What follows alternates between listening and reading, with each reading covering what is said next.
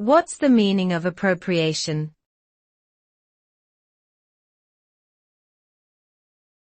Appropriation.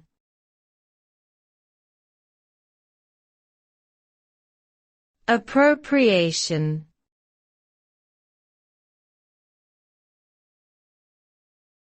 Appropriation.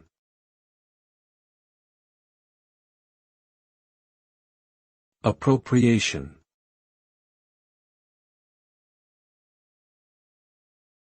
Appropriation refers to the act of taking something for one's own use, often without permission or legal right. This can include taking possession of property, ideas, or cultural practices. The result of appropriation can vary depending on the context. In some cases, it can lead to the exploitation and erasure of marginalized cultures or groups.